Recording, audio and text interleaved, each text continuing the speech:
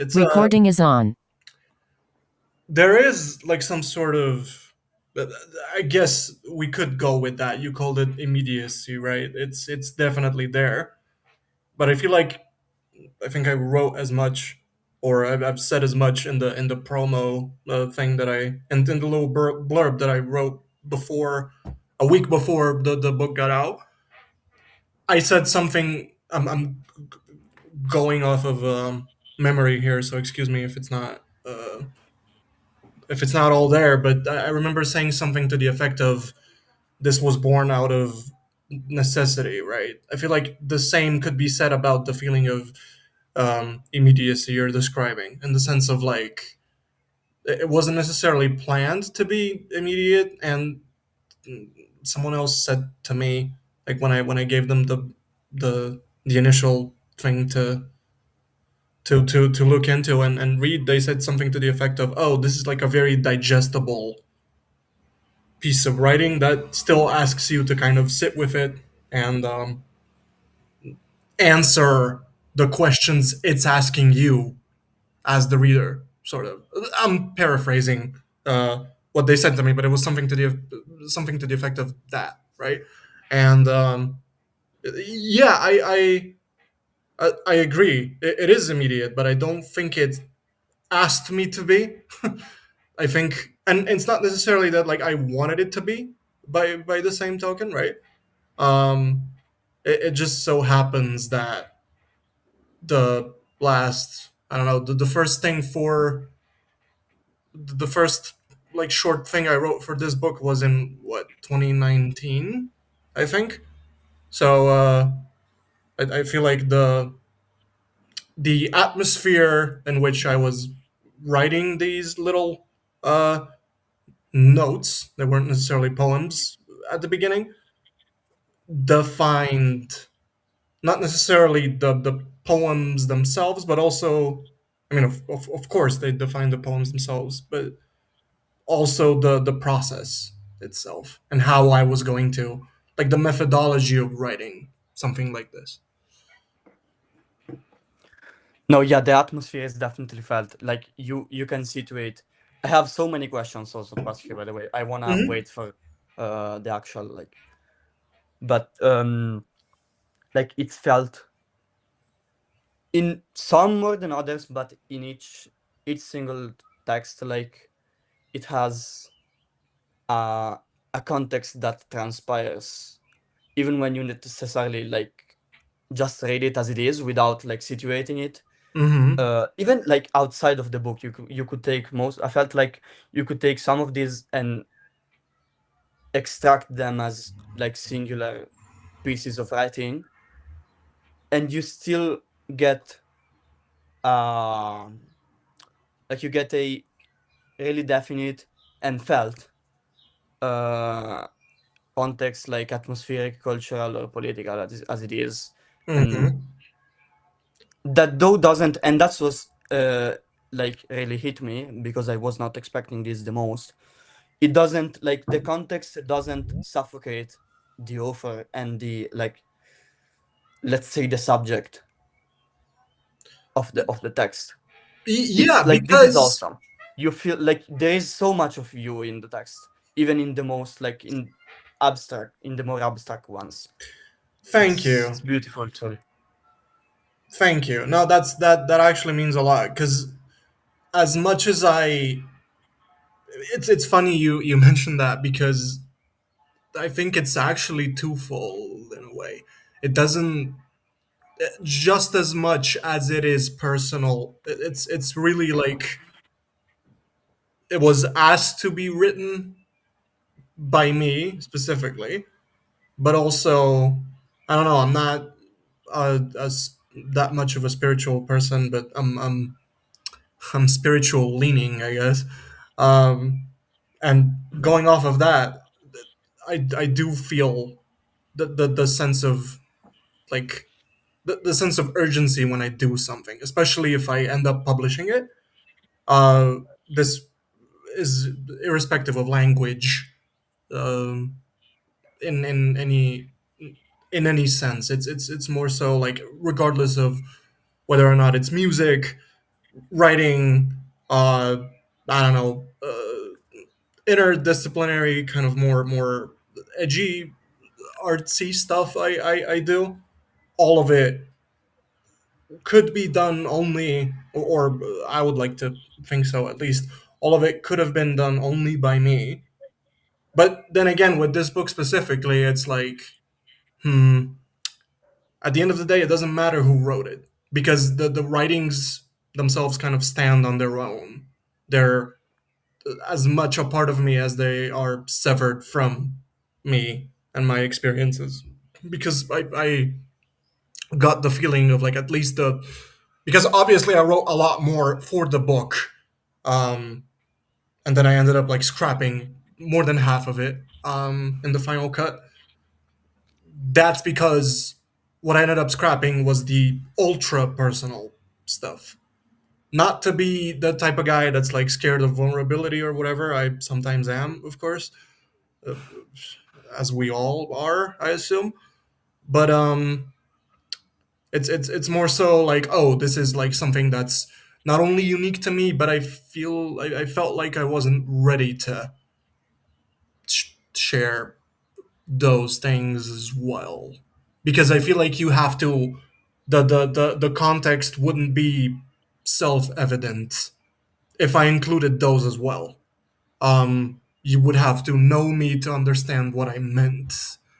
Uh, in the other writings that didn't make it in the final cut. So you're right, and I agree ultimately. But it's also this other thing of um, it doesn't really matter who wrote it because I feel like if you, as someone who reads it, can take something from it and relate to it in some way, or I don't know, I guess this is kind of pretentious and something I'm not by any means shooting for, but if it can help you in any way, my work is done and I'm happy, right? Because it's like it's there and I did my job, um, or at least like I feel like I did. If it makes your life worse, which is also possible, it's a possibility, right? If that happens, then I guess I'm sorry, but like it's um yeah, it's deeply personal to me, but it's also just as much universal as it is kind of raw and my own. Sorry, this is like very long winded and I'm all over the. No, no, no, I get it. I get it. And uh specifically on the last thing you said, it's like the thing that's interesting about this book to me is like, as opposed to most, you could say, like, you could call it internet poetry. I don't know Hmm. how to even describe this kind of writing. It's like it doesn't really like try to either like make your life better or make it worse. Because Uh-huh. like most of the time when I read, or I wouldn't say even when I write, but when I approach this field of writing in general, there is like an intent to push the reader in a direction or the other. And that like is done too often, like probably excessive, yes. Um Subjectification of the writer, like to an excessive like insertion in the of the writer into the text, even when it's not intentional. And Hmm. here it's not really the case. Like, um, it's again, it doesn't like it's there's a really clear balance between the personal and you could call it the universal or the contextual, the collective, whatever. Hmm. No, it's definitely there, and also I feel like it goes hand in hand with the collective, the notion of collectivity in the writings, but I feel like a lot of it is also, I think I said as much in the intro, in the prose intro to the poetry, where I was like, my life doesn't really do me any service in terms of telling me what is real and what isn't. Therefore, some of the things in the book, even though all of it is true and all of it did in fact happen. I mean, there's like there's a poem in the book. that is written from the perspective of Chuck Bass, the character from Gossip Girl, right? Which is kind of crazy to something insane to trip on, but it's like um, even though I did relate to the scene I was reenacting in the poem, of course, um, even though I, I mean, yeah, I didn't want to make it as on the nose as that, so I kind of jumbled some things around. But if you've seen the scene, it's very much like you can't miss it. It's so it wants you to realize that this is what this is, right? But um, even though I did relate to what was happening in the scene and what um, I don't know if you've seen the show or if you know what I'm talking about, but it's essentially a scene where he is drunk on like a skyscraper on like a skyscraper rooftop in New York, and there's like at the beginning of the scene you see a bottle of he's like on the edge of the roof of the building, right?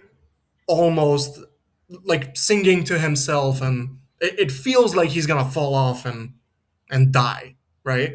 Um, and he has a bottle of whiskey, like a bottle of scotch in his hand, and it falls flat on the concrete and it kind of smashes into pieces and whatever, and you feel like, oh, he's next, he's just gonna fall off and that's it. But then he turns around and he's like the main thing of his character is like he's like this very pompous kind of guy, very full of himself, very the rich douchebag, the classic rich douchebag kind of guy, and he just goes around telling people that he's Chuck Bass, and then he like looks up at the sky and he's like, "Oh, I'm Chuck Bass," and then stops for a second. He like proclaims it almost, and it's like, "I'm Chuck Bass." Stops for a second and goes, "No one cares," and it's that kind of it's that pause that I was trying to examine with that, which is like, oh, like what if, like obviously we all think we are or could be or should be Chuck Bass, um, in some to some degree, but like what if no one actually cares? Like what do you do? What do you do then? Like how do you find the not necessarily the strength because I don't think it's a strength thing or like a power thing, but what is the how do you find the the innermost motivation to realize that you are that person, that you are yourself, even though no one cares, despite the fact that it doesn't matter, like in the context of the outside world, in the context of the outside, rather, what you are in here doesn't really matter as much. But it should only, I mean, of course it does, right? It's also kind of stupid to say point blank that it doesn't, but sometimes it doesn't, and you're supposed to find the resolve within to kind of bridge the gap between, especially during those days when it feels like no one but you cares about yourself. You're still supposed to care, and you're still supposed to uh, soldier on, I guess. No, yeah, definitely. I would say most of the time it doesn't care, it doesn't matter, but yeah. And actually, like thinking about uh like the book in itself, probably Mhm. the major question I have is how does this production in its entirety relate, and what was it that prompted you to relate it to the like conceptual space of the body? Like the title is Bodies in the Rain. What role does the body have in this Um, text? I think if you want to look at the title verbatim, hmm, No, not okay. necessarily verbatim, by the way. So It no, like no, in no. general. I get you, but there's like, as is the case with like most things in this world, there's like more than one explanation as to why something is the way that it is, right? So I don't know. I guess the genesis of the title would be um okay. So Blue, the person I'm one of the three people that this book is dedicated to. Um, she told me once we were talking about something. It doesn't matter what it is, or what it was, but we were. It was like one of those late night things where you're just kind of trying to level with yourself and kind of what's been going on that day in particular. And I was downloading. I was like winding down through that conversation, and she said to me, she goes, I can't, honest to God, I can't remember what preceded this uh, sentence, but I remember her saying, "Oh, this feels like what you said feels like a body. It feels like a body in the rain, in the sense of like it leaves you um, just kind of realizing that it's raining. You don't like you have no control over the fact that it's raining. You're there without an umbrella. You're just in the rain. Your body is just there, and you can't really do anything. No matter like assume, let's assume there is no roof you can hide under, and it's just you're just there and you're soaked. That that's like one of the that's like the literal genesis of the title. But moving off of that a little bit, it's also about I didn't want to because it led me like when I looked at the writings before I picked out the title when it came time to pick out what the title was going to be. I thought long and hard, and it just kept drawing me to this idea of like acid, right?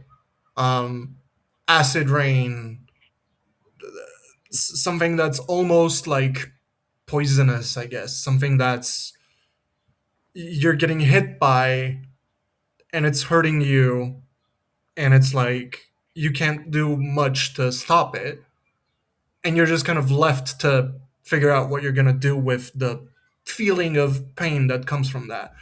Um, I didn't want to title it because that I didn't want to title it "Corpses in Acid Rain," although that was kind of the initial idea. That was one of the titles I was playing around with because I mean I said to you before we started. I was like this book was made to this book was written to die out essentially. Um, when it dies out, it feels like a corpse in acid rain. So what would happen if I would like dial it back a few degrees, and it would just be a body in a regular body in regular plain old rain. You know what I mean? Like it plays onto this idea of vulnerability that's almost like a reflex. You can't really do much about it. You're just called on to be vulnerable, either by other people or just by the situation or again by the universe or whatever. Something is calling to you and something is telling you, something is calling on you to open up. And it hurts, it's uncomfortable, it's gonna, the feeling of being wet in the rain isn't one of the most pleasant feelings, especially if you're alone while that's happening. Um, but it has to happen regardless. Again, it's like a reflex, it's like a bodily experience. Again, it's not meant to be taken as like a literal body in the rain, although the sensation of your body being wet in the rain is uh, the feeling I was. It's kind of like an amalgamation of all these different feelings I was feeling and the things that were happening while I was writing the the thing. So I guess it's kind of like a combination of the two, right? That conversation and then me just kind of thinking back and trying to kind of describe this feeling of reflexive vulnerability, I guess. No, yeah, like I definitely agree with like not having titled it "Corpses in the Rain." Like it. as I said, it lets like this um sort of flux that you feel, or at least this semblance of life that is through the book, even though it is meant to die, as you said, you have to let, I feel like you have to let it live. Hmm. And experiencing it reflexively is a word I really like, because it's kind of what hit me when reading these poems. Like they come at you as Hmm. reflexes almost. Um, and thinking like I really like the plurality you gave, because it's not, you said body, it's not body. Hmm. Um, like thinking it not just, I mean, it's dedicated to multiple people, yes, but it's like it lets this the life in it be sort of impersonal, Hmm. and that's what probably I think is gonna like get to the reader the most. No, I mean you are right, absolutely, and I again reluctantly I would agree, simply because uh, to me it doesn't feel like I would never be able to, and I will never be able to look at my writing as something that is going to be able to transcend the current moment. I guess I don't know if it necessarily speaks to the current moment correctly right now. Right, I can never tell, and it's something that I don't know. It's either because of ego or because of insecurities or whatever. But I just would never be able to say, oh, this is like something that's gonna outlive or like be relatable to people outside of my immediate bubble or whatever. But And it doesn't have to. it is dedicated to multiple people, and I feel like they matter the most in terms of like those people were very much um, they inform the communal aspect of the writings, even though you don't see them. They don't appear in the book. Some of the poems are obviously about them, or like were informed by the conversations I had with them and whatnot. That's very much true, and I feel like if anyone was privy to those conversations, they could very easily fill in the blanks, and you know, relying on memory, that they could figure out what conversation exactly informed which poem and whatnot. But still, it's it is a communal project in the sense of like it's supposed to speak to something that's larger than me, and larger than my, again, my immediate circle of people. But I feel like that's enough in terms of you know what I mean. Like, even though it can do that, I'm not forcing it to do that. If it does that, that's great. I'm endlessly grateful, and kind of at the mercy of whatever this grander collective collective being is. And I'm standing before it and being like, hey, this is what this is. But ultimately, that's a bit broader than the scope of the initial intention.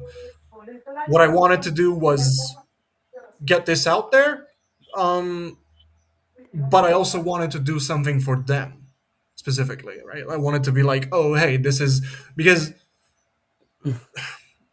a lot of it was informed by conversation, but it was also, and the conversations that did happen, but it was also me finishing those conversations, like sitting down and putting my own ending uh, to them.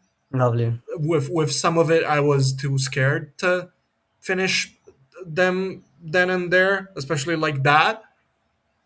But then I guess with the stubborn passage of time and all that, I was able to like finally put a pin in some of those conversations that weren't necessarily bothering me, but they were just kind of lingering um, all the time.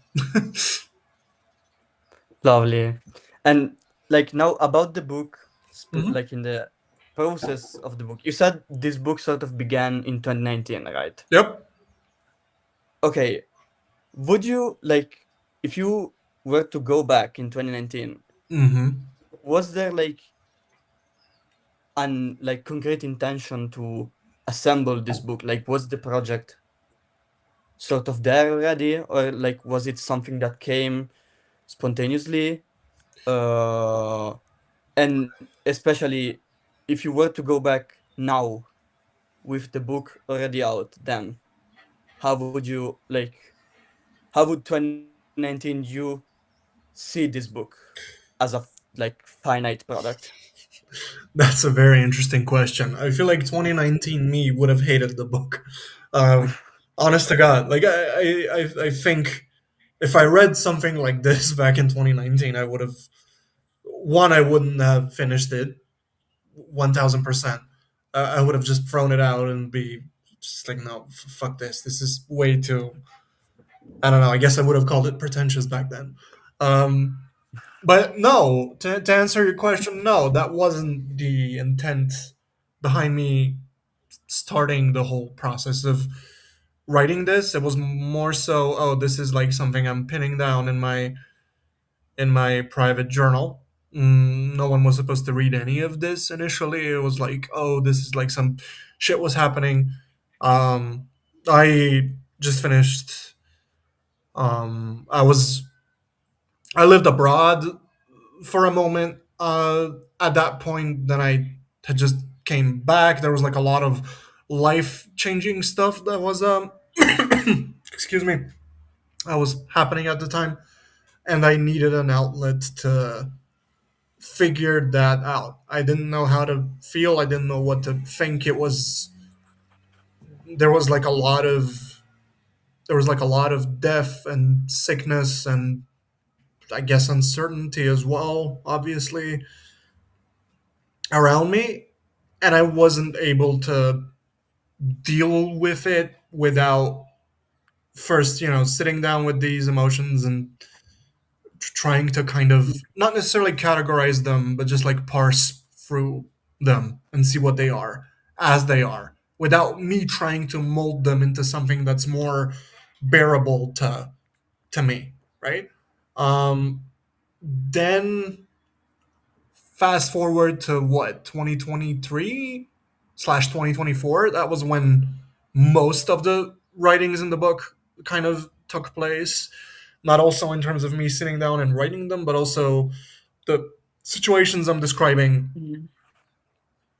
happened around then, mostly most of them at least. um, and again, I was just kind of writing in that same journal, uh, not really thinking anything of it beyond, oh, this is like just a thing I'm doing for myself, up until I'm gonna say January 2026. The last poem was before the book that actually ended up in a book was written on my birthday, mm, 2024. That was the very last poem in the book, the birthday boy one. That's coincidentally also the last poem that was penned for the collection, and also even then that wasn't the intention. It was just, oh, I'm just writing this down to kind of figure out what the fuck is going on, because that was a situation that I did not know how to even begin to deal with. Um, and then, through talks with the people that this book was dedicated to, I kind of it was more the fact that this even is a book is more their doing than mine, to be fair, because I didn't want to publish it. I was very not ready to do it, and I think it was Tristan that told me. I just sent him like one of those things, like one of the early things in 2023. that I was that I think I just wrote it that day, and I was like, hey, this is what I have, and this is kind of what I'm thinking about this whole thing. And it was like, whoa, this is great. Like, do you have more? And then I sent like a bunch of those 2019 things to him, and he looked at it and he was like, oh, this is like really cool. You should consider like maybe uh, just joining them together in some way. And that was when the seed was planted in me, like at that moment exactly. And I was like, okay, I'm maybe maybe there's something there. And then in 2026, specifically January to what? Yeah, January/February 2026. Um, through I wasn't necessarily talking about doing a book or whatever, but just like through some conversations with Blue and some other people, I realized that there isn't. It was more of a statement than anything else. It was like, okay, I'm through being precious with this. I'm done hiding. I don't want to shell myself further. I guess I don't want to shell up any longer, and I just said, fuck it. Let's do a book. It's not. There wasn't any thinking beyond that. It was just like it took a lot of time. I was very resilient to the idea of this ever coming out. But then when I started, like I feel like I'm just like any other autistic person. I like to think in lists, and I wrote a little pros and cons thing, and I was like, okay, there isn't that many names that are circulating throughout this whole book. A lot of them were redacted post festum because I was like, it doesn't Mhm. matter who's the perpetrator or whatever. Um, but I just kind of went with this feeling of the situations matter, and my POV matters more than the people that inform these conversations, even though they are obviously important. Um, this could happen to anyone. This isn't special in any way, right? Or at least I think. Um, and that's why I just kind of opted to do it like that. It's very much like a first person, you know, POV kind of whiny kind of thing, you know. Oh, awesome. And I definitely see a lot of myself and my own process, like creative process in this. Like most of the time it's just me doing Hmm. stuff and not wanting to do it. And then I have friends that tell me to do it and then I do it. And it sort of happens and yeah, and somehow, some way people like it. Hmm. But thinking with and like let you could say after the book, does this text and this presentation and everything have a like definite role to play in the direction you're going to bring Force Collective and Force Books into, or is it just like a one-time thing? Like how does this relate with the future to say? Yes and no.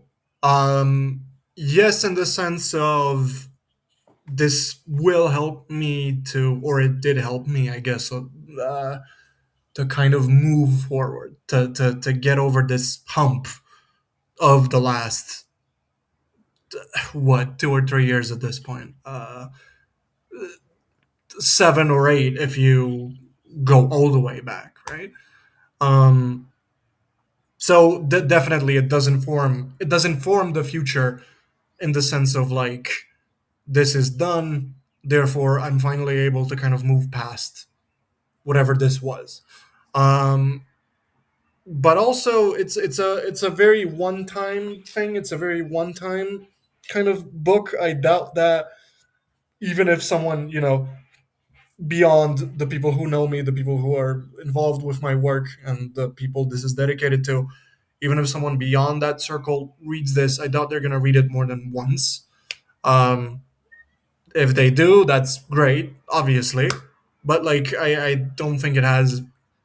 In the language of video, we would say this replay value, right? We would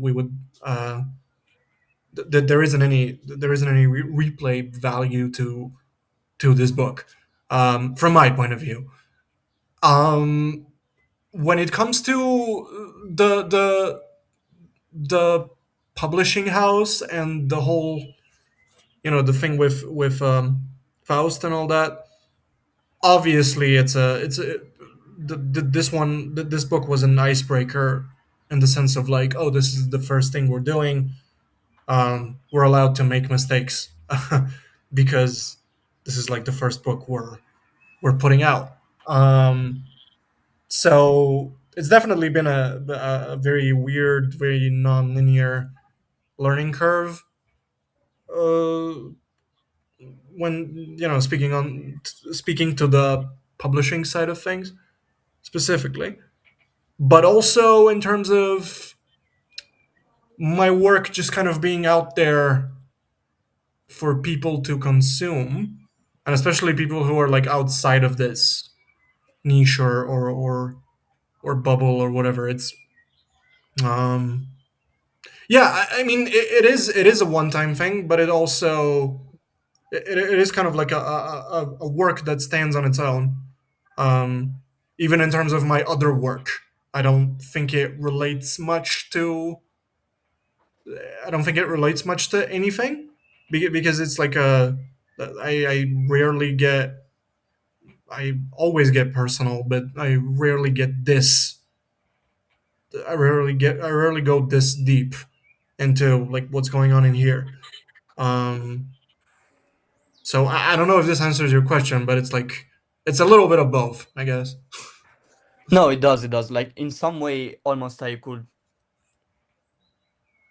haphazardly attempt to define it as a sort of like sacrificial lamb Uh huh. to push the project forward and like stuff forward in general. Um, and I think since it's as probably it's your most personal work, you could say like almost the cathartic dimension that transpires from it does apply to the project and the publishing in general, or does it? Well, it does, because I don't think it. If you go if you go this personal and this deep with your first offspring, child or baby or whatever, whatever you do next doesn't have to live under the pressure of. It doesn't have to outlive the first thing you did. It doesn't have to be necessarily better than. It can, and it doesn't have to, right? It doesn't have to relate to what you did, because this is you. This is like this book and the writings that are there. They are very much who and what I am, right? This is how I approach life. This is how I think about things. This is how this is the kind of core methodology to, you know, uh, me, my other work, my interpersonal relationships, the systems I'm occupied by, and the people that are around me. This is like very much the synthesis of all of those things. Uh, it is like I really like the expression, or the phrase sacrificial lamb, because it, it is very much that. You're right in thinking that. Um, and this was supposed to be, and it still is, like a thing that, oh, this is now out and I can finally forget about it. This is like not a, again, going back to the whole, going over the hump, or however else you want to call it. It's very much a period of life that I don't necessarily want to forget. I just want to get over it. And this helped me with that. And if those experiences, uh, that I kind of read as negative while they were happening, and most of them still are kind of, sort of, even though that's left ambiguous in the book for the most part. Um, I I'm happy that my largely negative experiences and whatnot helped gave birth to something uh, more positive, more rooted in community, more rooted in friendship, more rooted in like all of those things that I hold dear, and they're not abuse, illness, violence, and death. So I guess if there's any positive thing that could come out of that, um, it's this, and I'm happy with it. Um, as far as like new things that are happening, there's like a bunch of stuff in the works. I wouldn't want to reveal much, um, but yeah, it's we're not a collective of people that does a thing and then that's it. You know what I mean? This may sound contradictory, and it definitely contradicts the premise of, oh, this, I just want to be done with this book and then that's it. But like, I still very much lived through all of that, so I could never be done with it 1000%. You know what I mean? It's still in here. It's stored firmly within my what do you call it, subconscious, I guess. Um, yeah, I don't know. It's again, it's a little bit of both. You can't really pin this down and be sure that that's it. No, awesome, awesome. And back to the book. You like one interesting thing that sort of opens up this read is how you um paid attention to warn the reader about this sort of intertwining of reality and fiction. Hmm. So like this sort of the one of the core assumptions of the book, I'd say. And on this assumption, if you were to like, since you said anyone could have written this, which I generally tend to see this as a possibility, Hmm. uh, if you were to read the book as an outsider on this premise, what would be like your almost like would there even be an attempt at defining where the fiction start and where the reality start, or no? Because for me it doesn't really like it didn't really, it wasn't really the case, but also I am sort of experienced with like I know this field of writing and it's always like this. So maybe someone that like would have this as their first approach to this kind of writing, to this kind of again internet writing and really weird kind of poetry slash note taking. Would there be an interest in this dimension at all, in your opinion? I mean, I guess I would not be honest with you if I claimed that I wouldn't try and parse precisely this point of contention between reality and fiction. But I don't think it has any bearing on the writing, in the sense of like this holds, this is there, this book exists whether or not this is real or fake, if such a thing as fake even exists. But also, I mean, I don't get into this as much in the book itself. I kind of touch on it briefly a few times, but during the this is like very much a pragmatic thing, because A, while this things were happening, and B, also at times while I was writing this, I was most likely under the influence of something. Uh, Meaning that even I myself don't really know. Looking back, and when I was like assembling uh, the the writings for the book, I I can't really tell you. Like I know, if I were to trust my brain completely and my memory, um, I would tell you that yeah, this is all real. This is all. this all happened the way that I remember it. But also there is like this point of I don't know what if I guess it's weird to say my trauma because it's not necessarily like those are traumatic experiences, but I feel like trauma is more than the sum of its parts. If those traumatic experiences made me remember them differently than they happened in reality, or if the fact that I was most of the time on something kind of if that played into it, or if this is all true and I'm just playing it up for the just in the process of writing and being kind of hyperbolic because it serves a dramatic purpose. um I don't know. I cannot in good faith pinpoint that and talk about that earnestly because I honestly have no idea. But if I were on the outside of this and if someone else wrote this, I most likely would like to know um, when where does reality end and the fiction start. I guess.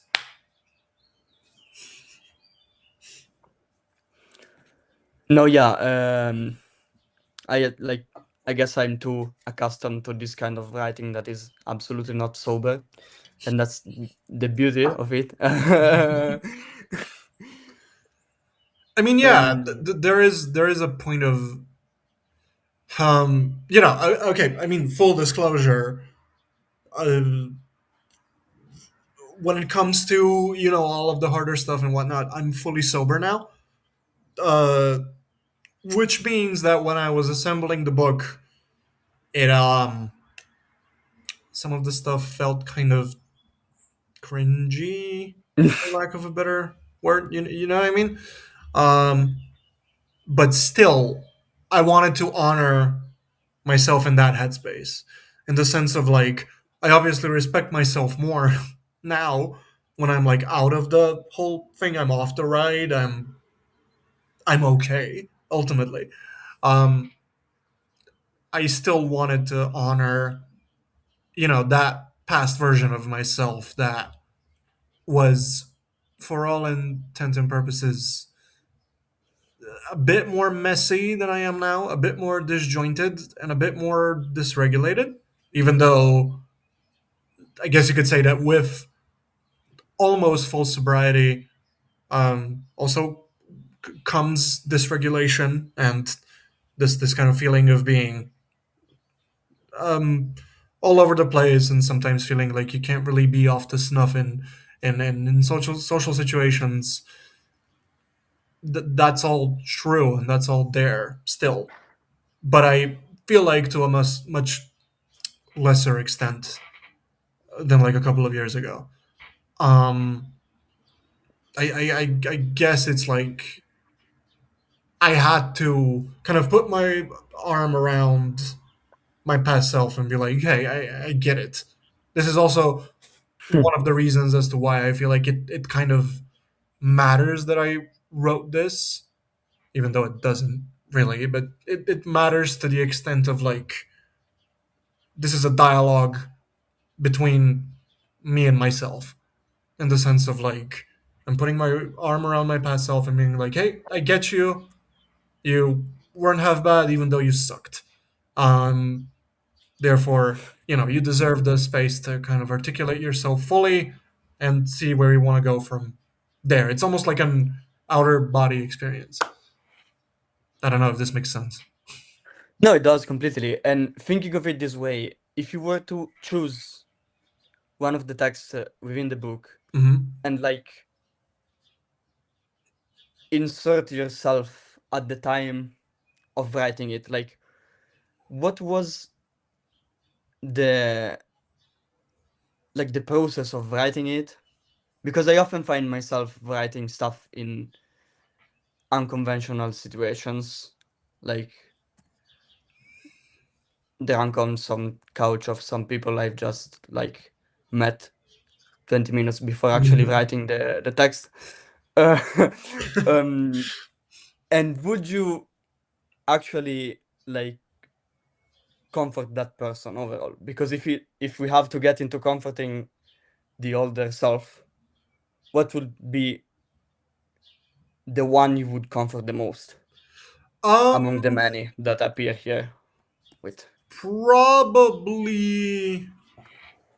I guess I would be the most lenient to kind of offer my current grace. I'm not gonna say wisdom, but my current grace to the version of myself that was in the last poem. The birthday boy, I imagine. I think, deserves the most care.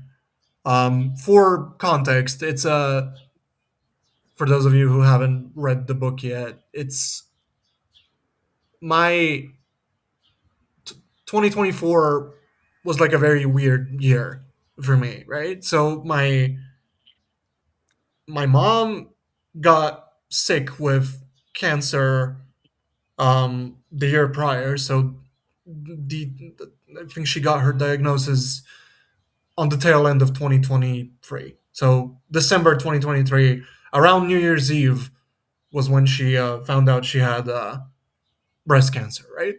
Um, they didn't tell me anything uh, until I got home in January 2024. So I had no idea, and in the span of like what 2 weeks at that point, I had no idea that my mom was diagnosed and sick. And then it just kind of hit me because, I came home post holidays being like, hey, I didn't see you guys for like a year or whatever the fuck the dumb joke is people say when they don't see you for the 10 days of January. Um, and the news I come home to is like, hey, like your mom is sick, and I'm like, holy shit, like what do you do, right? It's kind of it's weird because you have to. There's like this weird dualism that happens.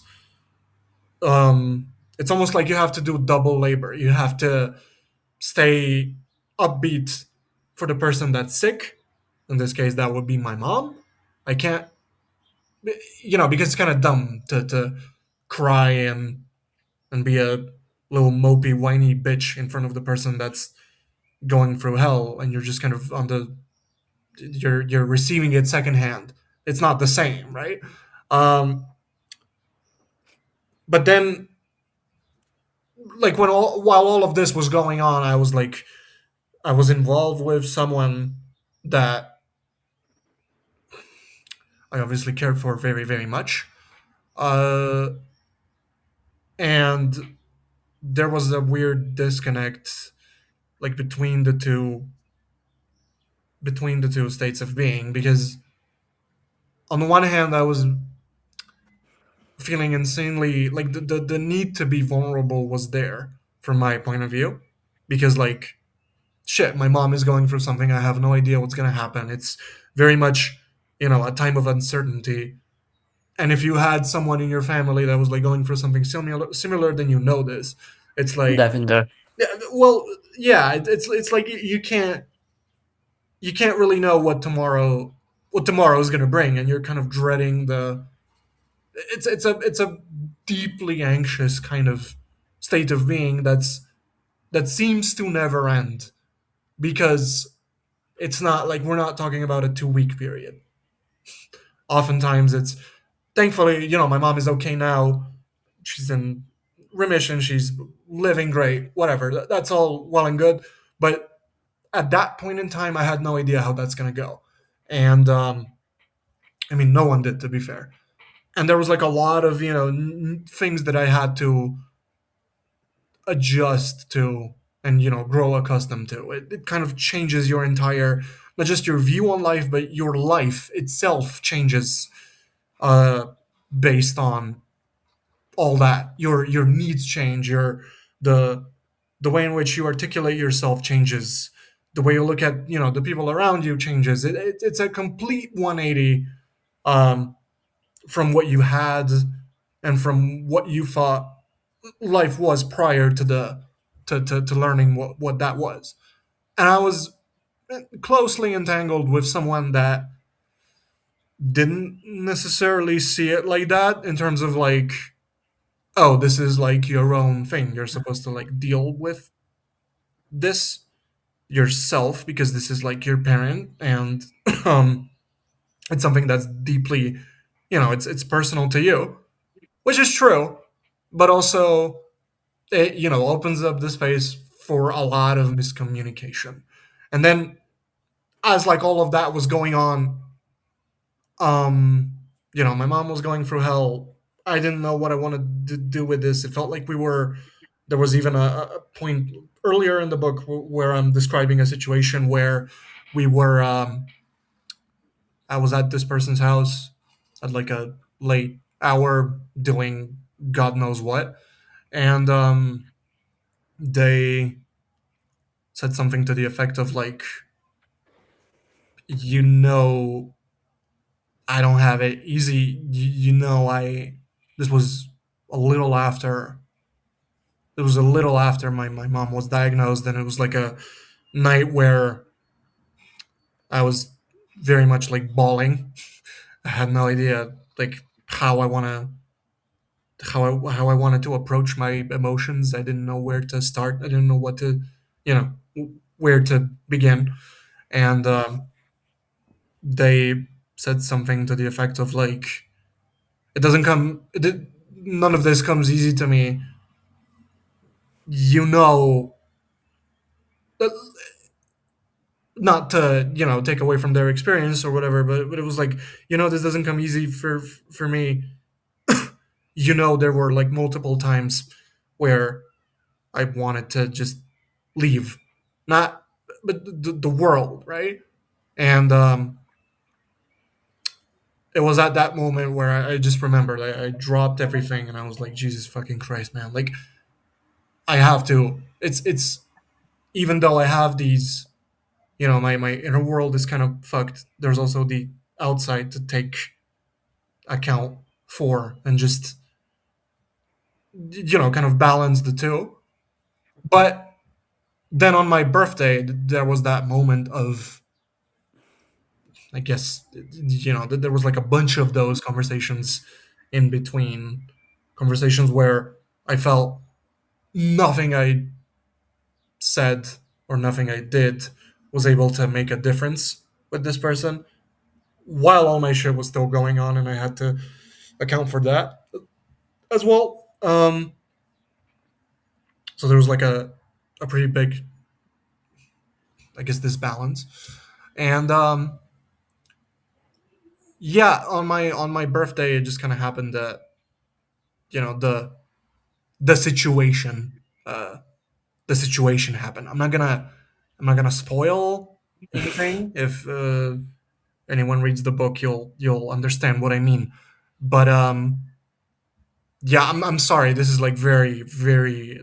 This is like the extended cut of the thing.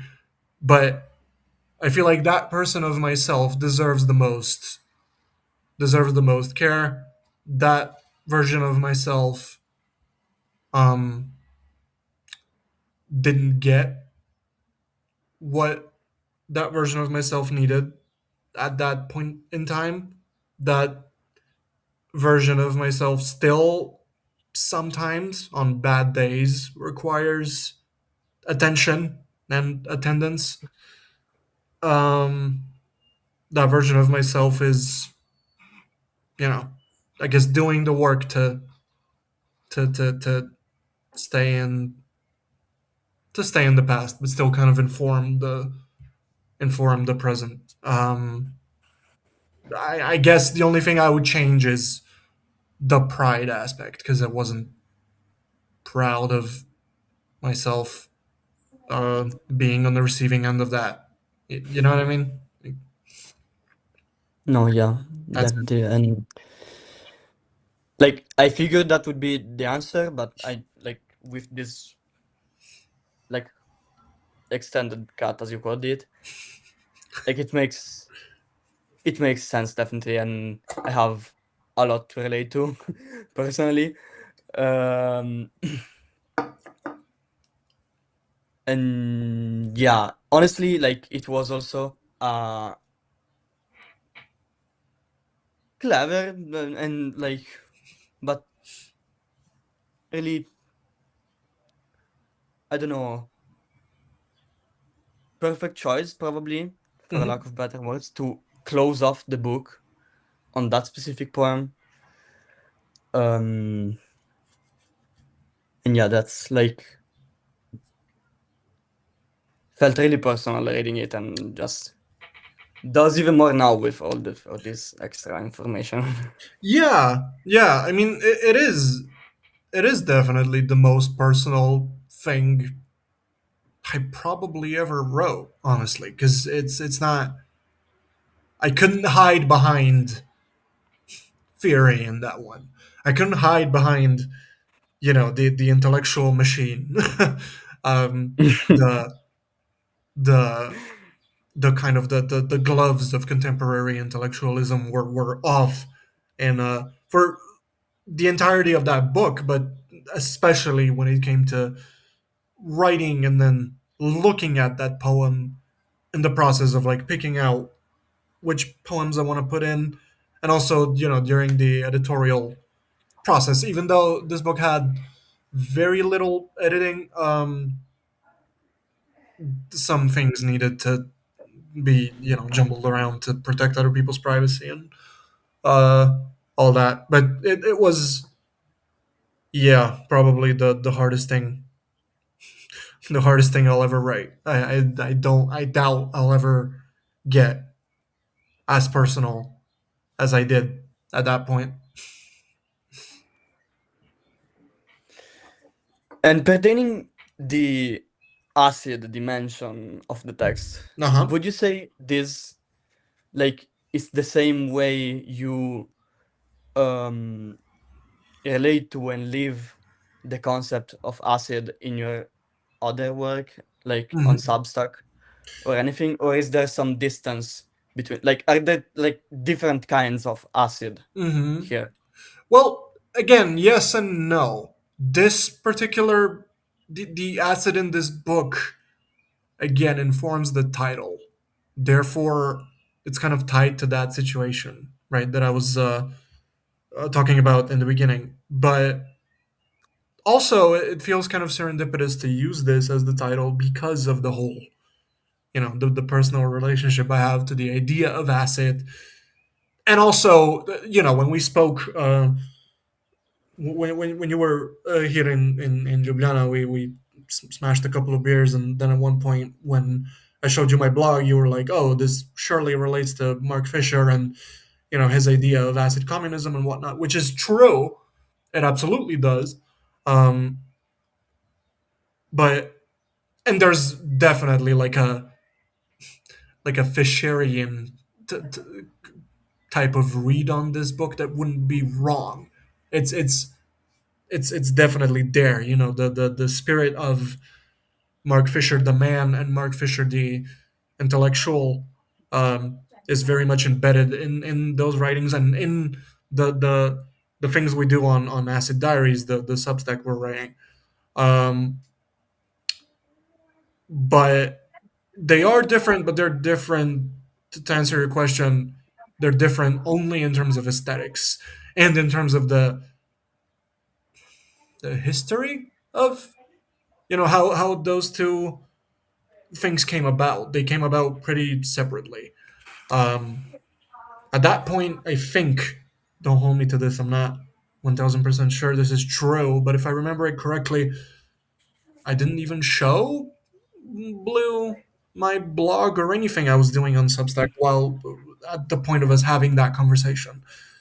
And her being like, "Oh, this reminds me of a of a body in the rain," and all of those things that kind of spawned from that, and my little thought spiral that connected it to acid. Um, but yeah, it's definitely there. Like you can't really unsee it. Fisher's been a very there's also a poem kind of dedicated to him in the book. It reads like a soft diss to the guy if you take it at face value, which I mean I promise you it's not.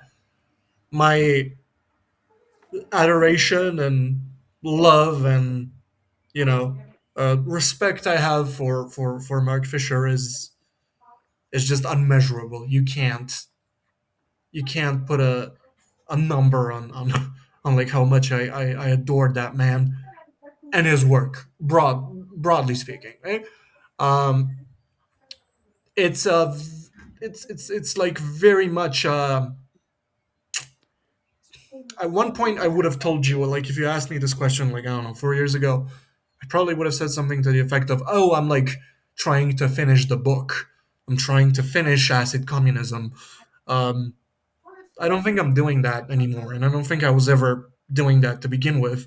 That was again like one of those masks that I just kind of put on to intellectualize certain things because I wasn't ready to kind of face them and look at them for what they are, right?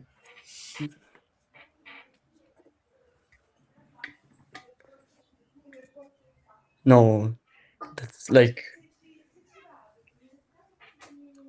again heavily relate to that, to the over intellectualizing things to in order not to face them. Um,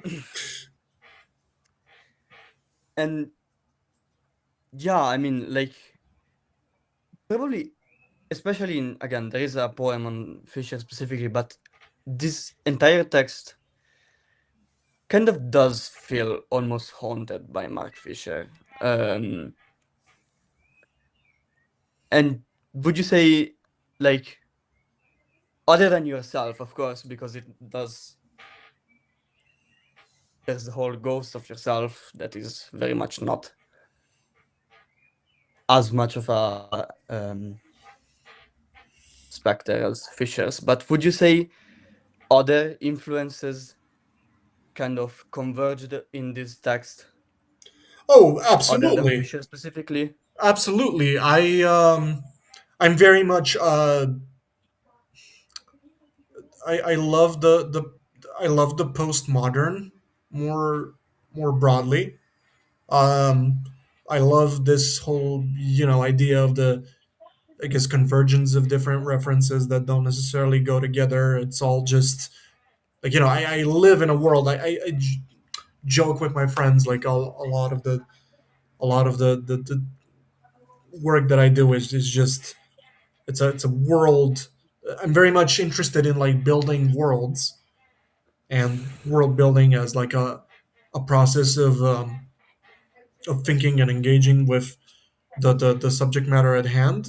Um, but also I have this running joke with my friends where I just live in a world of references, right? That's what I do. That's what my work is. Essentially, it's not just a dialogue between different versions of myself or whatever, but also between the works of art that inspired me. Again, I'm not talking about capital A art, as in exhibitions in galleries and museums and whatnot. Art, in terms of art, is basically synonymous with text. Um, from where I'm sitting, it's there's obviously um, a lot of Fisher in there, but beyond that, there's kind of like a weird Landian dimension in there, even though I don't refer to him directly.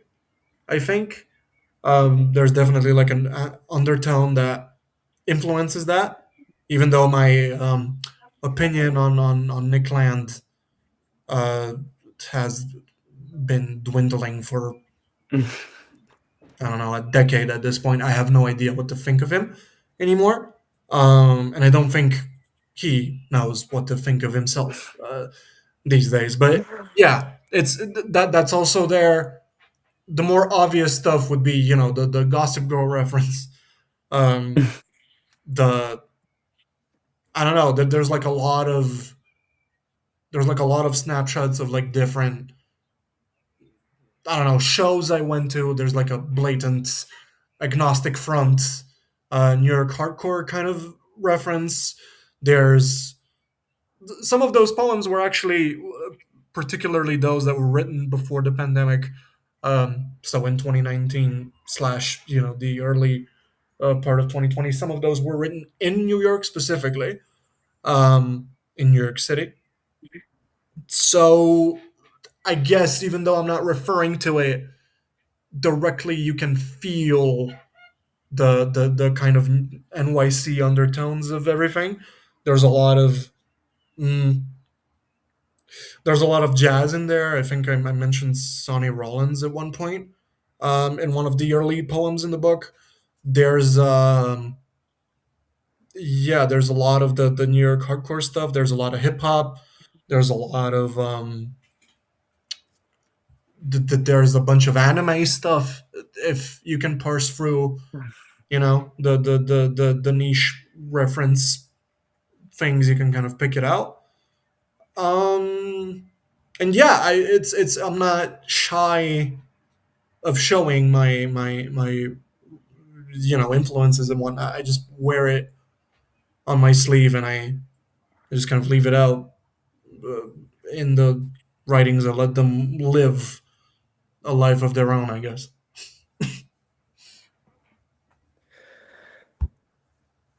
No, yeah, especially on the New York side of things, like you,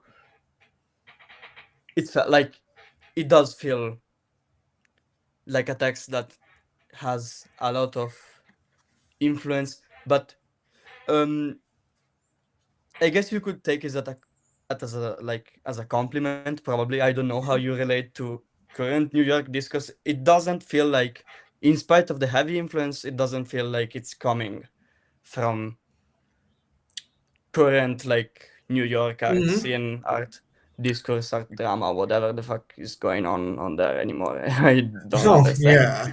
I mean, just like my opinion on Nick Land, I feel like my take on the whole NYC scene, whatever that is, um, has also been kind of fluctuating over the years. I have no idea what I think of it these days. I know that there's an impulse in me that says that I don't like it, but I guess I guess I guess it's gonna change in the future. So I'm gonna say it remains to be seen. Um, that's my opinions on things. I change them like socks, and I don't. I'm not shy of that. It is what it is. You change as a person, um, as you go through life, and almost on the daily, you can interact with different versions of both yourself and the people around you and the places you and the spaces you interact with. They can also change by the day. So you know. Earlier we were talking about like music and other mediums.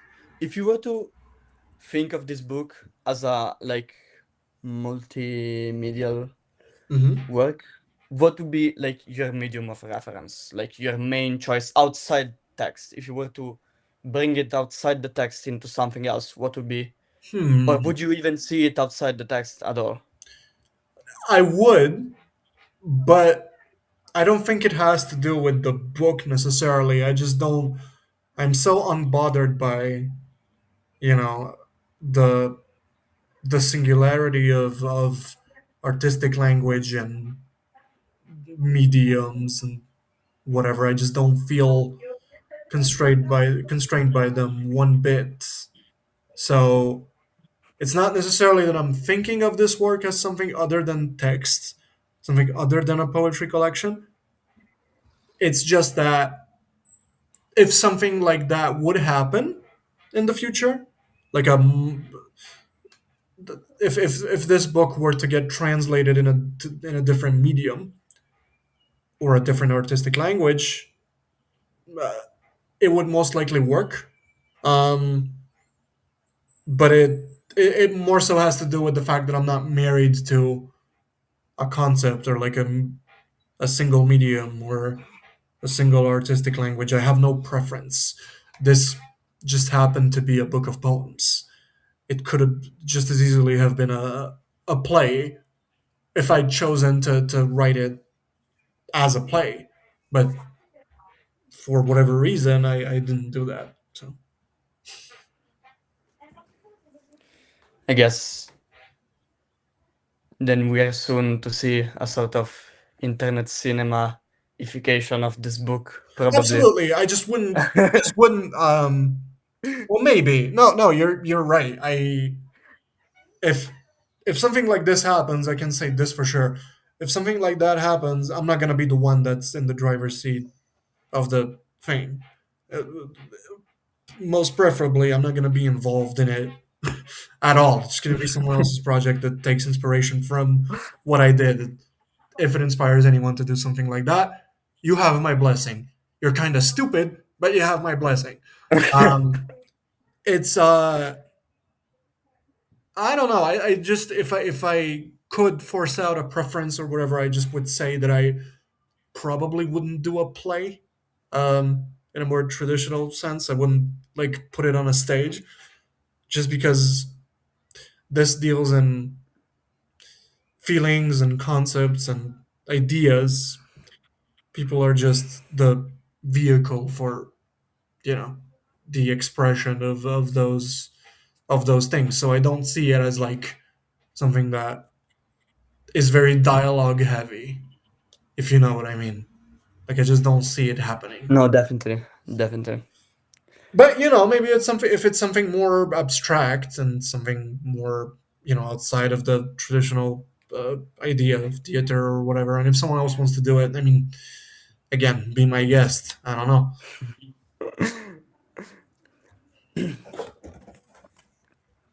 And since we're on the topic now, like, did your um how can I say it? Because I don't really like this word and talking about it. I guess people who are familiar with the discourse know. But did the internet, to say, play like have any significance in this? Did it um like even outside of the whole web of reference thing and everything, like the internet viewed and experienced Hmm. as is, like immediated, you could say, is it there?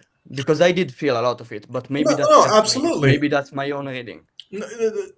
Again, it is and it isn't because it can be your own read and it's good that it's your own read, but also it's very much there because it just is, right? So, um, even if you look at again the genesis of the title of the book, the pushing me to not necessarily hey idiot go do a book or whatever, but just like giving me the I'm gonna say confidence, but it's not confidence necessarily. Giving me the space to express the things I want to express and just pushing me softly in a direction of doing a book. Um, Again, I have only, even though it's dedicated to multiple people, I have only Blue to thank for that. And there's quite literally an ocean between us. So none of this would happen without the internet.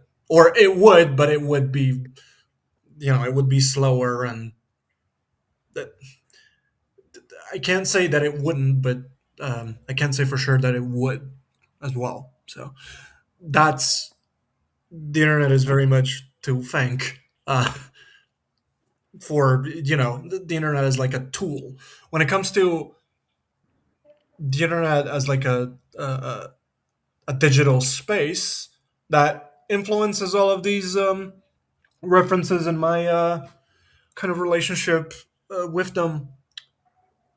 Again, I like the categorization of it being internet poetry because I mean I don't know if um wait, you weren't around in like 2006, 2007 ish. You weren't on the internet back then. No. Okay. Um, there was I'm 2006, so not to fucking age shame you or whatever. I'm sorry, but like there is back in the day, like everyone was reading the same fucking Paris Hilton blog or whatever because there wasn't that many things around. and it was very much like a, what do you call it? It was the using the internet felt like if you were like into weird stuff and you were like looking for stuff outside of the MySpace mainstream or whatever the fuck was responsible for the mainstream at that time. You had to do a lot of digital archaeology. You had to do a lot of digging, and I think that informs this book more than anything else on the internet. You know, the digital side of things.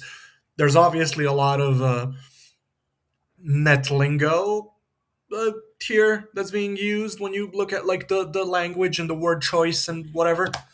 Um, but also you can kind of feel the, or at least I think maybe that's just not there, and I'm hallucinating, but like I think you can kind of see the that I'm reflecting on a period that was very much the, you know, the transitory period between the old and the new internet.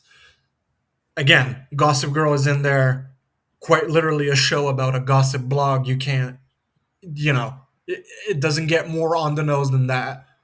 But also on the other end of that is like some Gen Alpha lingo I'm appropriating uh, to kind of play into this idea that this is just like a continuum, right? This exists on a continuum. It's not necessarily separate. Nothing really was severed from the internet. The internet just mutated into into something else. Um, yeah, and it yeah, there is very much an influence, and the internet is to thank for this book existing. No, So. that's actually like seeing it in this perspective, um, it does hit a lot because I tend to forget the fact that the internet was like different Mhm. than what I know of it. So it's like I don't know, like it does feel almost I really like the word you used, like digital archaeology to say. That's what I often feel when approaching internet discourse. Mhm. When I get into this headspace and the realization that fuck, okay, there is something that was there before like 20 years ago or whatever, like 10 years ago when uh I got first like to know the internet, that is like was very much closer. Even probably, I mean, the 2010s internet wasn't this, but still it was so much closer to this Mhm. Mhm. than what it was before. So that's awesome. I mean, that's like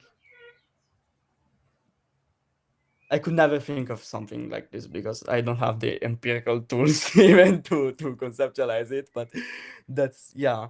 Well, yeah, I mean, Um, in some sense, I think that's good because, like, um, even though I have like a lot of grievances and I guess you could say disagreements with what the internet has turned into, in terms of like it being very corporate, very soulless, very product oriented. It was always meant to evolve beyond, you know, 4chan message boards and Denpa Chan and fucking what was it? The the the the MSN Messenger thing or whatever the fuck it was called. It was always meant to evolve beyond what it was. So it's good that it did. I just think that what we need to, and this is something that I'm very much personally interested in, what we need to work on as netizens and as people that are like engaged in cyberspace and whatever, is the decentralization of the digital space, the decentralization of cyberspace, right? Uh, a lot of people that I know, and I feel like the studies should point to this as well, get their news from either things that are shared on Twitter, Facebook, or some other social media site. So these sites are important, but again, not to be a dumb fuck lefty or whatever, but there is this very salient point that I think it was Zizek who made it first. If not, it was someone else. Um, about it's not just that we're dealing with heavy censorship when it comes to like these major social media platforms and whatever. It's the fact that these people who own those platforms, they don't just own the platforms, they quite literally own the discourse and the space that is meant for, the sharing of information. That's harmful. Um, that's that doesn't inspire. That doesn't. It's not. It doesn't allow for you to be proactive with it. It doesn't allow you to do anything with it. It's just there. You're the consumer. Maybe you're making content, but you're not doing anything other than that. It's I feel like that in and of itself, along in conjunction with a bunch of other things, but mm, that is probably one of the major reasons as to why this quote unquote creative class, the class of creatives, the Substack people, the Twitter shit posters, the all of these people, they killed the artist class completely. They just they smothered it. It's gone, right? Because the internet isn't an avenue for the exploration of the weird anymore. It's the avenue for just it's an avenue for marketing what you're doing outside of it or what you're doing on it, but someplace else. Unless you're a person that just posts on Twitter and gets paid by doing that. Um, but there isn't any. The weirdness is gone for the most part, unless you know where to look. But then you're so far removed from everything, and it just feels like you're Yeah. isolated from the rest of the world. Which again, that wasn't the point. No, yeah, definitely. And so you could say, like, despite this book being a child of no specific iteration of the internet whatsoever, um, when it comes to now and like writing, could you say, like, I'm gonna put it really stupidly, probably, or Hmm. No geniusly, worries. like, are we as readers and writers and publishers in general, are we gonna replace AI? Are we gonna make it, or Oh no, and no, what do you think? absolutely. Like I'm. And this is also very weird. And Like what's the role of the book in making it or not making it? no, no, no. I mean, we're definitely gonna make it, but again, if we don't, that's okay. That's perfectly fine. I am strangely pro AI, and I'm very interested, and this is like I guess the side of me that's infatuated with land the most kind of speaks to this is I'm very much interested in mm, how does he say it? It's like you know I'm very much interested in like automizing the means of production.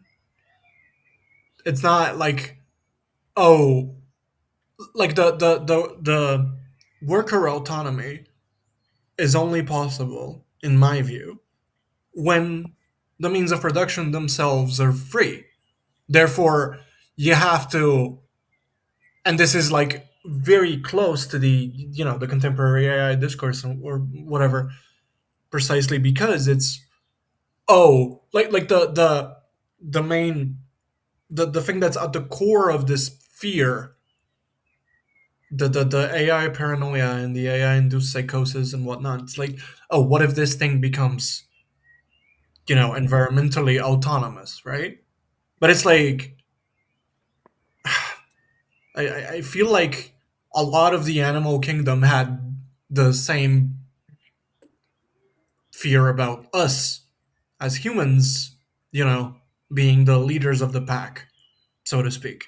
It's an inherently submissive position that the animal kingdom had to um, put itself in order to survive in conjunction with humans. I see no problem with us having to face this primordial fear one day and being like, hey, there is something out there that doesn't necessarily want to kill us and end us all and whatever, but there's something out there that's smarter, that's faster, that's more resilient to, you know, natural, social, and other disasters. And there's something that's more solution oriented just because of the lack of flesh and emotion and blood and all of those biological stuff that make us human. And it's like more logical and rational than us. And I understand this fear. I very much sympathize with it, but um, I don't know. I guess it's like we'll see what happens when it happens. I'm not, sharing the paranoia a lot of my left leaning friends have. It's like, oh, what's going to happen to the artist? The artist is already dead. But it's not dead because of AI. It's literally dead because of Facebook and fucking. You know what I mean? Like the artist class already Definitely. died. It's not. Who cares? Ultimately. No, definitely.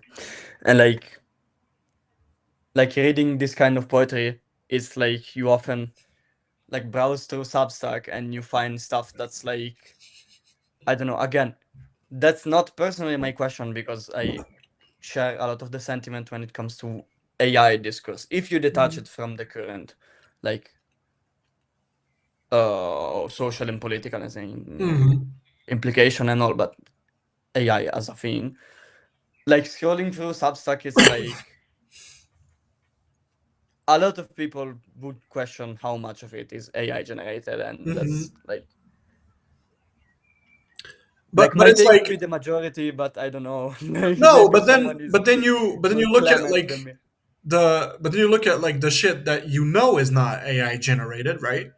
And it's so bad that you don't like. Why the fuck would you know what I mean? Like it's not even a stylistic choice in the sense of like, oh, I don't like this because of the aesthetics, or um, I don't like the wording in this sentence. I don't like if we're talking about text specifically, right?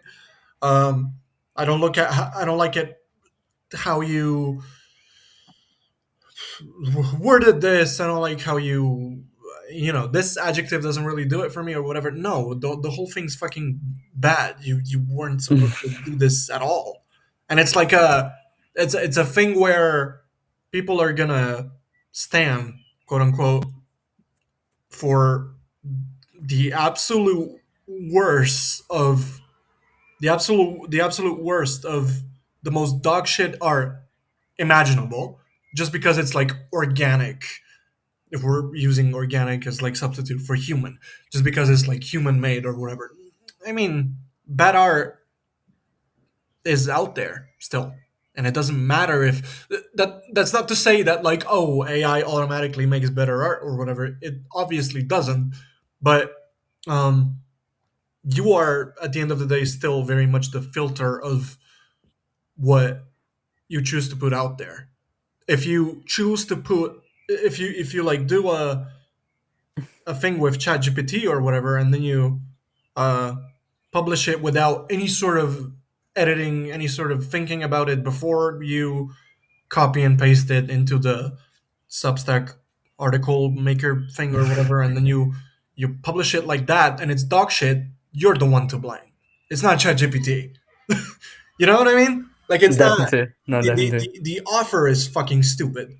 Because like what? Why would you do that? It doesn't make any sense for you to do that. It's like, and I'm not even impugning like the artistic integrity of the person or whatever. It's just why, why? It's just so stupid.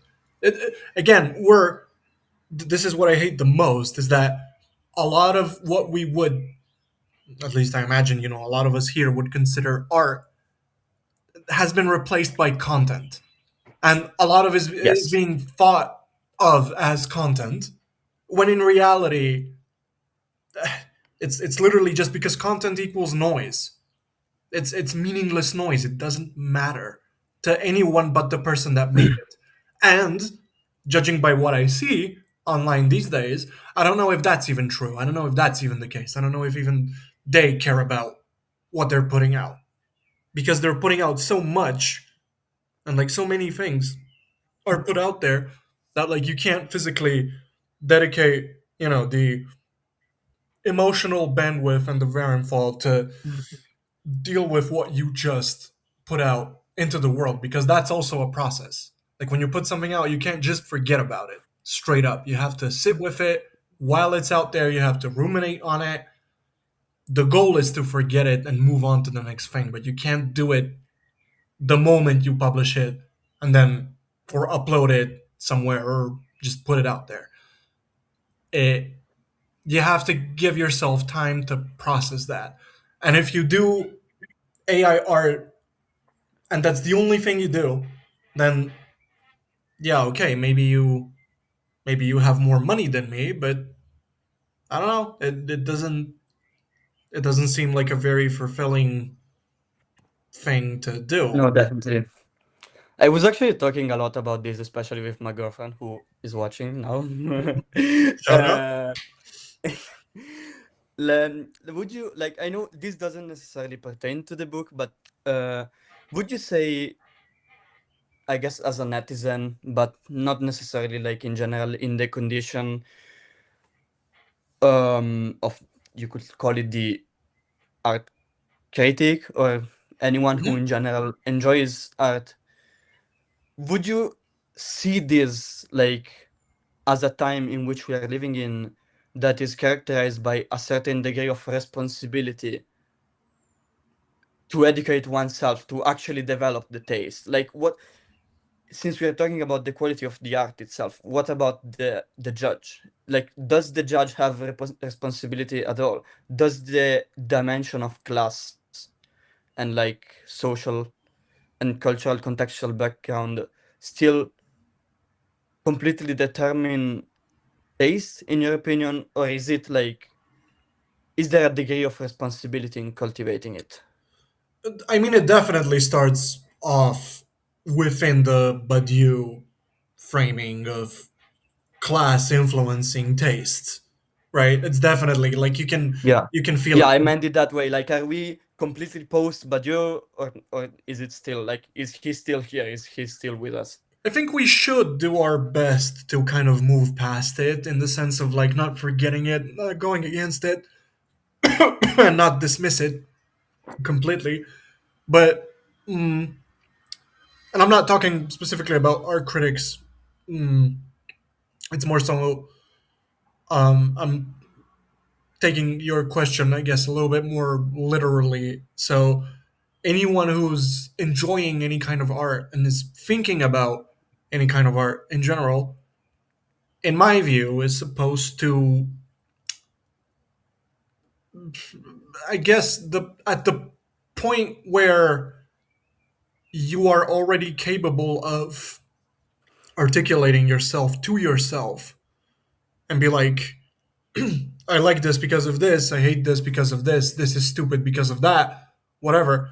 I would argue that at that point already, so even before you put anything out there into the world, you have already developed some sort of taste. You have to necessarily, because otherwise your takes would be, and I'm not railing against subjectivity. That's perfectly fine. Obviously, you know, everyone's free to engage with whatever they like or don't like, but what I would think is kind of on the losing end of this discussion is more so engagement with stuff that it's the critical the notion of like thinking about art critically, not in terms of taste, but just in terms of thinking about art, period. I think that's what's lost. So you're not gonna see a lot of you're not gonna see a lot of music critics, for instance. If you look at like what Pitchfork's doing, if you look at like what those, you know, what the music section in Rolling Stone is doing, what the the mainstream kind of poptimist uh, publications that deal with music, you're not gonna see them do what someone like Fantano is doing, for instance, where he's just reviewing everything for the sake of reviewing it. Um, and he's just not excuse me, not for the sake of reviewing it, but for the sake of engaging with the music. So, and then you have like a palette of things that can happen. He can either love something, he can hate something. I guess those would be the two extremes. And then there's everything in the middle. He can be indifferent towards something, or he can, mildly like something, mildly dislike something, whatever. But he's doing the work. Um, and he's engaging with art just on the basis of it being art, not because like him liking or hating something doesn't have to be a prerequisite for him to engage with something and critique it and be honest about it. Full disclosure, I think Fontana is also fucking stupid. Um, but like he would be a good example of what I'm talking about, where you can't really put it past him. Like he's in the trenches with his headphones on 24/7. You know what I mean? Like Yeah, it full agree goes, here. Yes, yeah. I think it's the same with movie reviewers or like theater people that write about plays or whatever, musicals, whatever the fuck else. It's like you're supposed to the drive to engage with this, whatever this is, whatever this is for you, should be greater than your, you know, oh, this is, I have to review the new Blady album, for instance.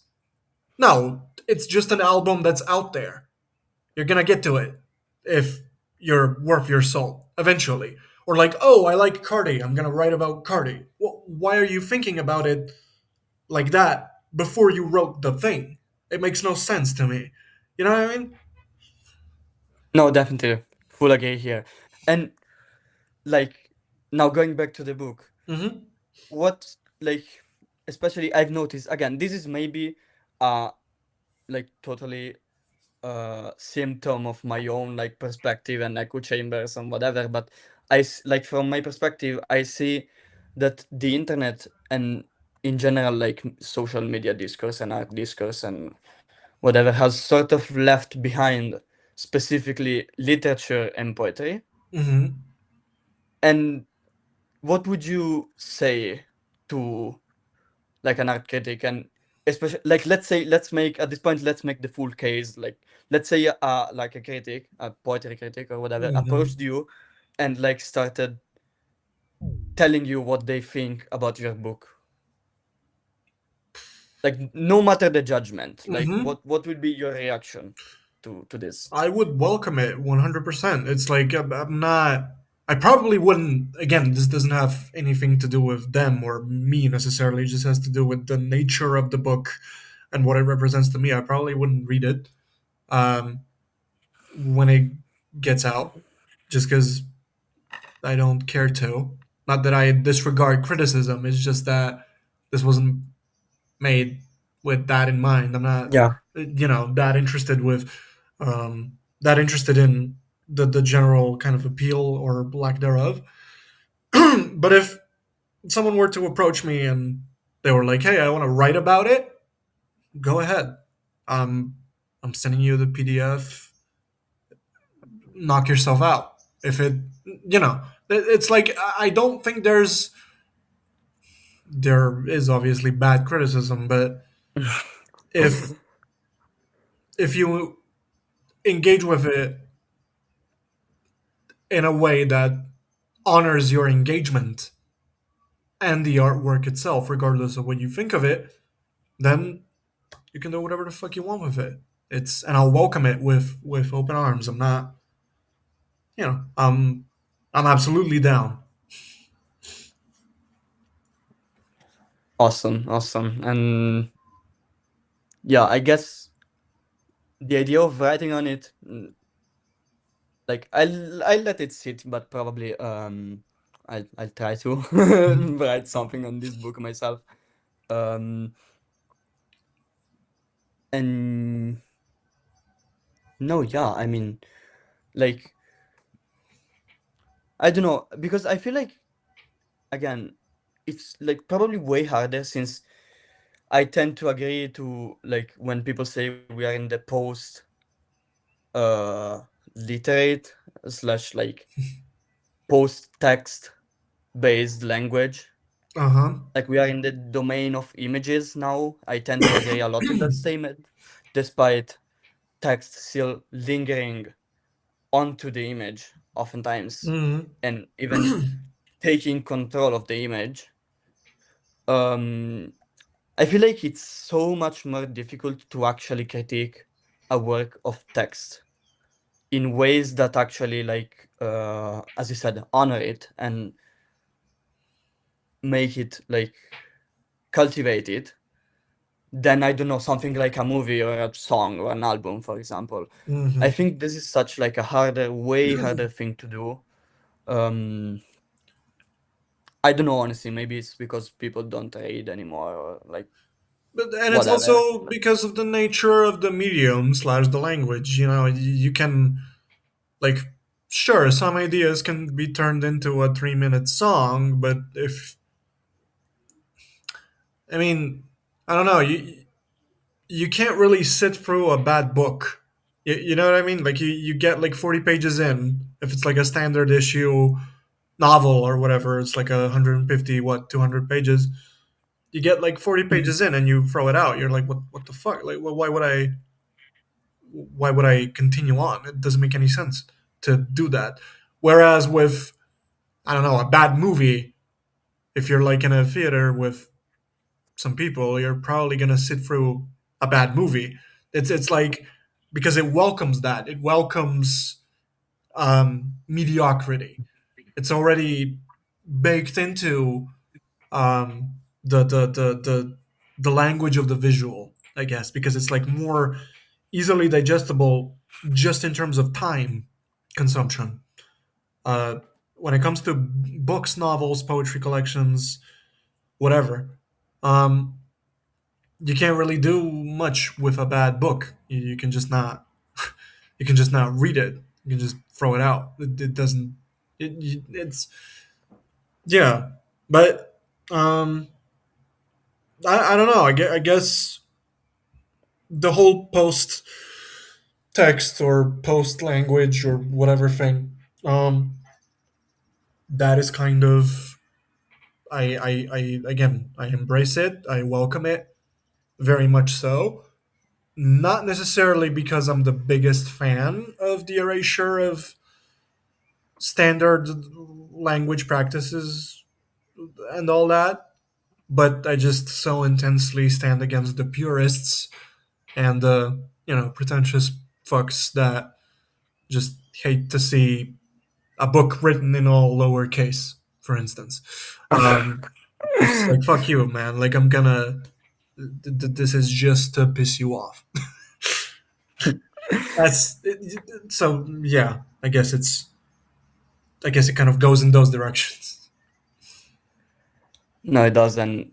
Hard agree, especially on that. Like, I think, especially like, and even the beauty. Actually, this is probably an interesting question. Um, like, writing in English, I think, like, now we have come to a point where English is like, it's probably not even really a language anymore. It's Mm-hmm. like a sort of modular entity that you apply to a given context. Like, a first, like the first language. I saw a tweet yesterday that was like, uh, that talked about your first language acting as a sort of shield against English. That if you don't have a first language outside of English, English will pulverize your brain. And I think at this point we are getting to that. Uh, but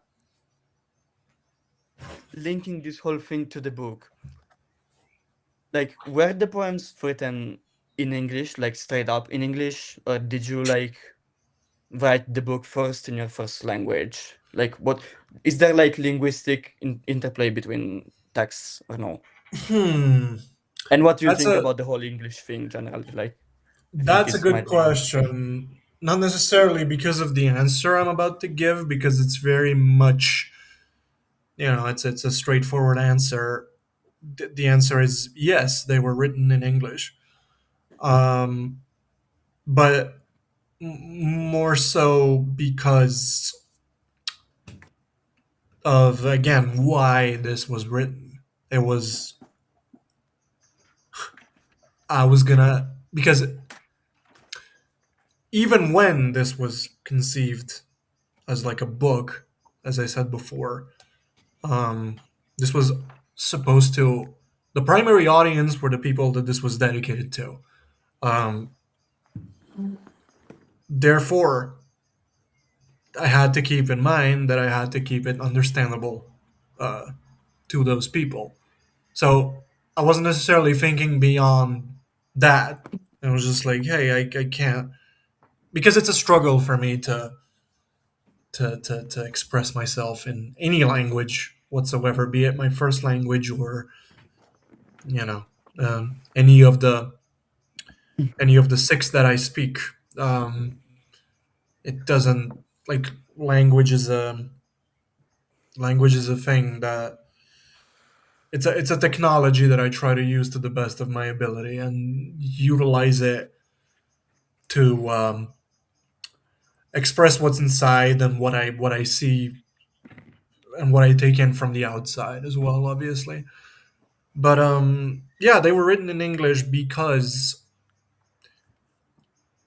the primary audience was someone that could only understand English or German.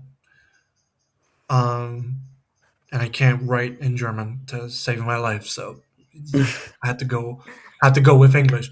Um, I guess that's all there is to it. I wasn't thinking beyond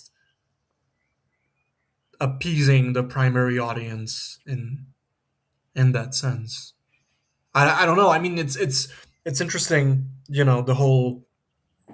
Um, and I remember, having these debates like what 10, 15 years ago at this point, where people were like talking about, oh, you're like a rock band from the Balkans and you're singing in English, therefore you're uh, not being as honest. You're using this as like a shield from what you're really trying to say. Which is like, so I don't know. I never really looked at it like that.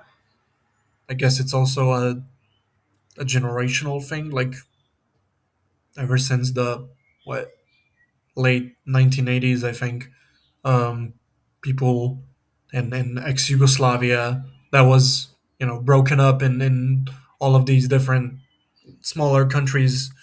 What 10 years after that? Ever since the late 1980s, people here were taught English in schools, and we learned to speak English from the age of 6. So it's not. I don't think of it as, even though you can so obviously tell it's my second language, I don't really think of it as a second language necessarily. It's literally just an outside organ that I'm internalizing upon necessity, I guess. And would be like, would you ever be interested in eventually translating them Oh, in, I absolutely. don't know, your first language or any other language? Absolutely. But again, if someone else wants to do it, I don't want to. Because it's, again, just because of this specific book, like I don't want to. But if someone else wants to do it, again, be my guest. Um, it's a in any language really. Like if it if it means reaching more eyeballs and maybe helping more people, deal with their current situation or whatever, then I see a direct utility in that. So why not? Yeah, that would be interesting. Like I often when I write, like I spend a lot of time actually, and it's interesting to hear like your answer being so straightforward and direct because when I write stuff, I spend probably way too much time thinking about like how, yeah, writing in English is basically like writing inside something that is not really a language anymore. You have, Hmm.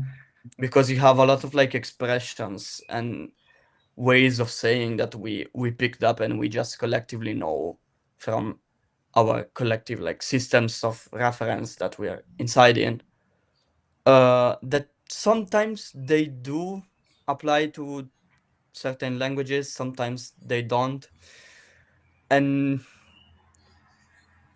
like, yeah, I'm surprised honestly. Like I thought there was a lot more of this into that, but again, that's probably me. That's really cool No, actually. no, no, no. I Like mean, that's equally as interesting. not to take away from the whole discussion regarding language. Like I obviously think about these things a lot. I just don't think that I think about them outside of myself, Yes. No, right? of course I meant it just for the book. No, no, absolutely. It's a worthwhile discussion, and it's definitely like the points you raise are very salient, and it's all it's all there. Like I see it and I feel it and I interact with it in a very much a similar manner. But it's like um, I don't know. I think that, and I don't mean I'm gonna say vulnerability, but I don't think vulnerability in the classic tearing off your skin and showing people, your true self or whatever. I mean, vulnerability in terms of honesty, in terms of like being honest with people, therefore also being honest with your reader. Potentially, it's real vulnerability. It's as much immediate as it takes time. Therefore, you kind of have to, because our instincts, regardless of language, is to hide behind something. Our it's only human to, this is something I keep coming back to lately because I remember Blue actually said this to me at one point. You hide behind disclaimers all the time, which is something I didn't. It's like such a simple thing to like such a simple thing to grasp, right?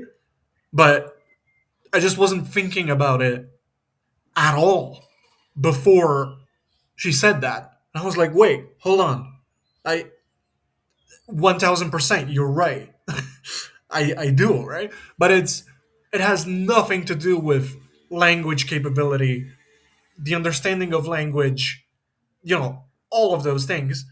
And it has everything to do with what's underneath a language and your uh how you relate to this language, and even underneath your knowledge of the language, and all of those things. It's something much deeper and something much more palpable than simple, I don't know, internalized language barriers or whatever else people are often suggesting in these discussions. No, yes, and I also saw it that way, like outside the language barriers. I think, um, and now that you said it, it's extremely interesting to me how thinking vulnerability, I think, uh, said vulnerability really does take different shapes and like not even taking into consideration the context and the culture and the like proper um yeah context of any language, um like in the language, in the structure of the language itself, I think we approach being vulnerable in extremely different ways. Hmm. Like depending on the language we are speaking. And I don't know, again, personally, I feel like, uh, in the sense, English is the shield from myself. Like, I Uh-huh. think in English so oftentimes because, um, stuff like thinking through it in my first language, especially thinking about myself and my life and stuff that would probably like produce a book like this, it gets sort of filtered out and like it's more digestible and livable if I think through it in English. And seeing like how you managed to still retain that power, that vulnerability, um through the English language, and especially a really like online English iteration of the English language, is extremely interesting to me. Like, and how people in general can do that. Like, um there's a lot to think about. I feel like there is a lot to think about the ways in which our experience of, yeah, let's stick to the term vulnerability, changes as language changes and as English changes this fast, Hmm. constantly. No, no, you definitely raise good points with that. I just think that this could just be my thing because I again I think I'm bad at this. Whatever vulnerability is, um, I think I'm bad at it regardless of language. I'm just as bad in my first language. I just suck at it just as much uh, in Croatian and in English. Like, and it doesn't matter. It's not because, and even though I do recognize that there is a component of what you're saying in there somewhere, I just think that the more pressing matter here is the inability to express emotions, and I guess as a byproduct of that, also be bad with words, right? Being bad with words doesn't relate to language in any way. It's just you literally have no capability to uh, put, what's inside here and like make it palpable and digestible to the outside in some way, shape, or form or capacity. Um, but yeah, even though that's there, and I agree with you that this is all very much like a rapidly changing environment and a rapidly changing linguistic space, both online and offline. Um, I don't know. I guess I kind of exist outside of it because my come up on the internet was it encapsulated a certain lingo that's as far removed from the current 6 7ified fucking internet lingo of 2026, even though I do utilize that to some extent. It's more of a statement than anything else. It's like, I don't know how else to explain this. It's like I every time I use a Gen Alpha term, or like I share a meme that corresponds to that linguistic space and kind of utilizes those terms or whatever, I am doing a soft endorsement that is very much transgenerational, right? In terms of, hey, I see you, I hear you, you matter, and you're valuable. 6 7. So it doesn't like to me. It's like I'm still like, regardless of what I'm doing, regardless of where I'm at, and regardless of what's going on, there's always going to be some sort of rebel contrarian. The punk rock ethos is very much still here, and I guess I don't run away from that at all. It's like I'm always on the side of the young and the innovative and the the current. That's always been more exciting to me than whatever the past had to offer me at any point. No, on language specifically, I generally tend to agree. I mean, like, I wouldn't like I wouldn't call myself like a full-on language accelerationist. Uh huh. Uh, but it's always so interesting to see how like stuff just goes on and we gradually like lose the like sometimes it happens to me as well. Like you log off for like 3 days and then like you see like 20 different terms that like you don't know what they mean. Um, but it's so interesting to me, like especially if we are to see English as a sort of autonomous organism, to see how this will like evolve, how it's currently evolving, and the impact it will have on other languages. Like, No. I don't know, like some of it is sad. Like, yes, there is like, I mean, not sad. There's much to be lost, yes, Mm-hmm. but it's interesting. Like, it's in itself is such an interesting process. I mean, it's But I can't help. It's probably like a um morbid curiosity, like cat type stuff. no, but it comes from the current thing because it's like imagine if obviously I mean English started off as like a colonizer language. So it since its inception it had this capability of like taking in all of these different influences and also splattering itself all over them uh, in the process.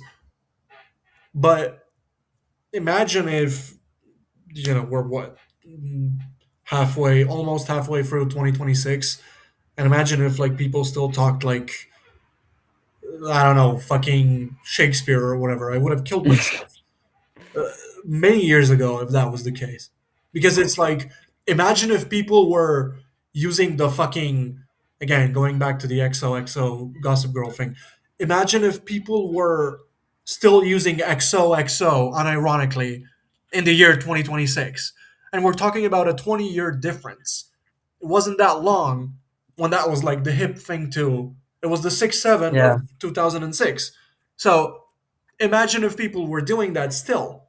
That would be I don't know. It's like I remember this. I remember this quote from Simon Reynolds, who's like a music critic from Oh, Britain I who know was him. very much like intertwined with the CCRU crowds and whatnot. He in the first pages of his book Retromania that deals with like this. It's a response to Fisher's ontology. Uh, but in a more structured kind of way and mostly speaking on like music and film. But he said something to the effect of the the death of popular music is not gonna come out of the new generation or with a new band. There isn't gonna be a new band that's gonna kill pop music. Pop music is gonna die with the next Beatles box set in 2026. It's like the same could be said about language. Like trying to revive these things is funny. Every once in a while, I do blurb out an occasional XOXO for fun. But like if I were to do that daily, it would lose its meaning because it's so bygone that it can't even come back to even though culture is cyclical, things like this cannot go back to being part of the zeitgeist because it doesn't speak to the times at all. Like the raw XD thing or whatever. It's the same as that, right? It's like what? Why the fuck would I? Like yeah, okay, it's funny. It's funny. Like maybe 3 times. The fourth time, I'm gonna shut the fuck up and never refer to this shit again. It's like, what do you mean? Uh, the same goes for, I don't know, the, soft reboots of fashion, of any type of, culture and cultural artifacts. It was there at one point. Yeah, it was funny. It was nice. But like, why? If you can't find a use for it, like a technical use for it beyond the recalling of certain aesthetics, then I don't know. It doesn't have any purpose at all.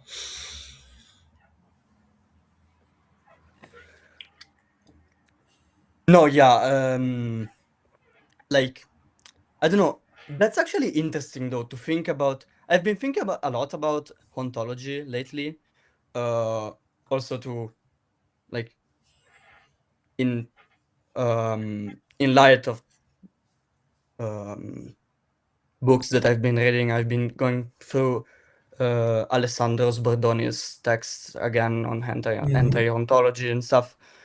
That's interesting though to think with ontology that is a kind of discourse that yes started pertaining music in language. That's definitely an interesting perspective, and I think you're definitely correct in saying that language is, from what I gather of it at least, Hmm. is like so much more. Um, it has a much bigger resistance to coming back. Like it doesn't come back as easily as I don't know, a 2008, 2007 song. Hmm. That's again, there is a lot that to be said here. I've never thought about it this perspective. I'm gonna Yeah, well, there you go. Always something new to think also about. actually.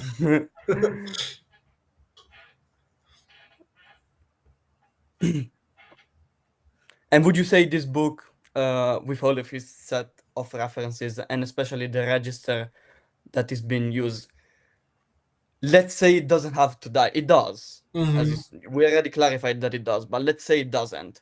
Okay. Even for yourself, like looking back on this in 10 years, 15 years, but probably even just five, seeing how fast things go, um, what would it be? Like, what would the book be for you or for any other person opening it 5 years, 10 years from now? I probably would deny ever writing it, honestly. And I think that's good. I think that's good. Again, not necessarily just because of the book, but I feel like, I don't know. There is like a, maybe, I don't know, going back to the punk rock thing or whatever.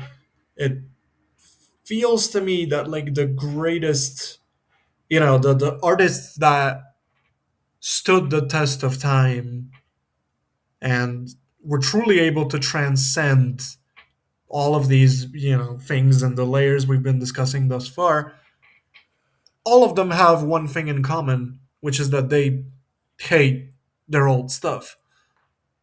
And I'm kind of, not necessarily because I think I'm gonna be a fucking a Thom York that hates playing creep on Lollapalooza or whatever, or I'm gonna be a Kurt Cobain that hates Teen Spirit or whatnot. But I genuinely just have this proclivity of, I don't know, looking back on some of the things I've done and being like, holy shit, this really wasn't my, because I have something more fresh to compare it to, right? It's like, this really wasn't my best work, wasn't it? Which is why I'm so stringent on doing things as they happen and not wait too long and just kind of get it out there as soon as I can. Because if I don't, I'm gonna do more stuff in the meantime, and then I'm not gonna do anything with this. And if it just sits in my desk drawer or whatever, it's not. It doesn't matter. It's not like it's like I didn't do it at all. Okay, like I didn't mean like no. Um, I didn't see the death of the book, like I didn't take it as literally, Uh but that's cool. That's awesome. huh. Fuck, I'm And sorry. that's probably That's- awesome. Yes. Um,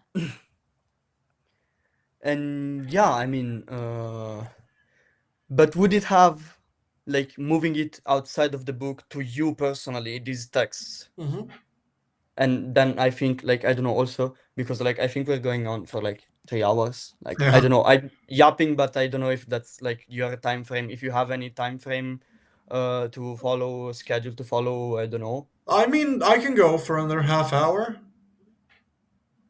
I Oh, guess. cool. Okay. You don't have to. You don't have to adhere to that. If you want to wrap it up here, that's perfectly fine. No, I mean, uh,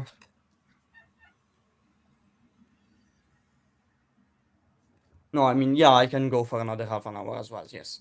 Okay. I mean, Um, you can fire off a few more questions, and then we can open up the floor if anyone wants to ask anything, and yes. yeah, we can wrap it up there. Uh, like, given the book has to die, but after the death of the book as a finite object, Uh huh.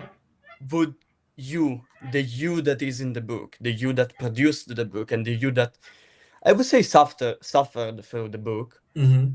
um, what would it get like in 10 years or 5 years or 4 years or whatever, how long? Would it even like would he get something at all, in your opinion? Probably not, but that comes from this idea of like you knowing yourself the most and you knowing yourself the best, right?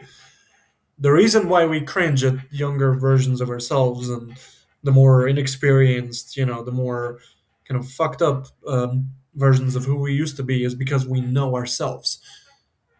And it's because we understand that the potential is already realized in the present moment, right? You can't see beyond the current potential that you realize, therefore you think this is the pinnacle of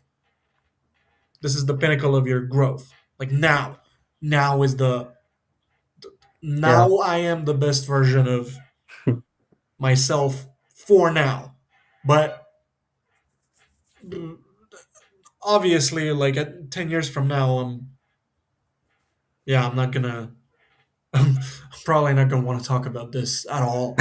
But like, I guess that's fine because it's always gonna represent. I mean, to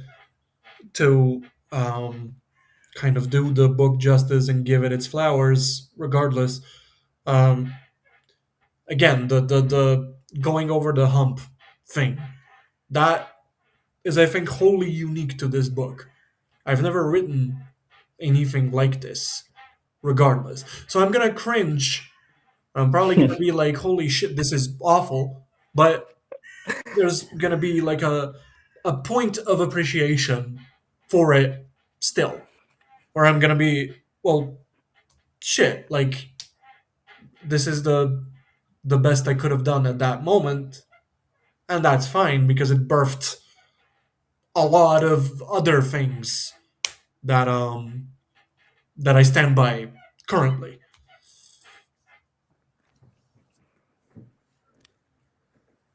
Oh, perfect. I mean, yeah, and if I were to like, that's generally the way I also approach my work, of course. That, like, there's so, like, the time in between my works is like little, and the experience between them is very little as well. But yeah, that's like awesome, honestly. And if it does, I think we can close off like on the interpretation of the book, probably as the sacrificial lamb allegory. If it does produce something in the future that comes from the inevitable death of this book, which probably won't be the case, I don't know, because stuff often escapes our control, but Uh huh. It breaches let's set container it for sure. Yeah. let's set it as is. That's very exciting, and honestly, I'm very, like, I myself, I'm so excited to see where this goes and where Faust Faust Books and Faust Collective in general as a space goes from here. It's been awesome to be part of this. Like, Shit, that means a absolutely. lot. Thank you. Thank you. That's so sweet. Yeah, I mean, I had fun.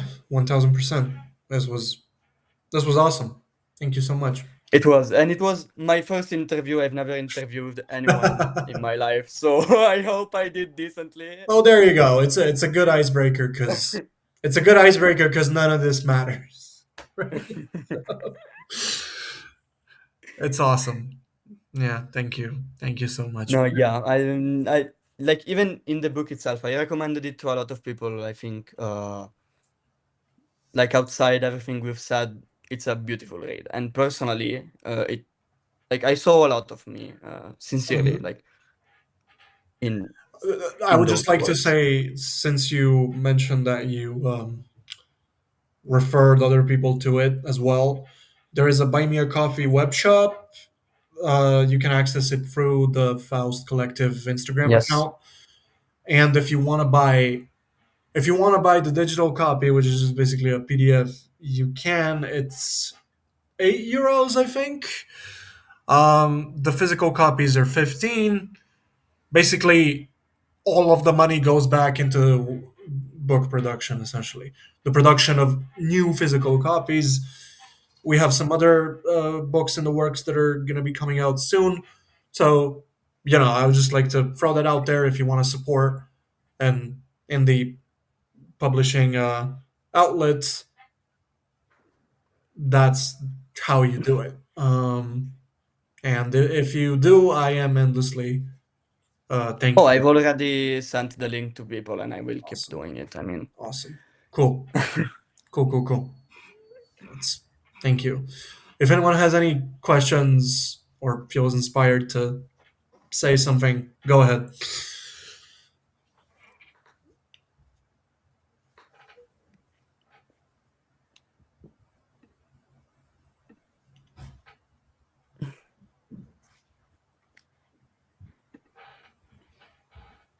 It's the standard procedure with these things. You just sit in silence for 40 seconds until you're like, no, no, it's yeah. good.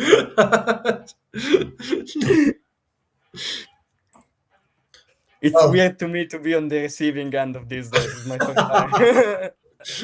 there you go. Now you know how it feels. Well, if not, I mean, that's also perfectly fine. We did kind of exhaust the fuck out of this.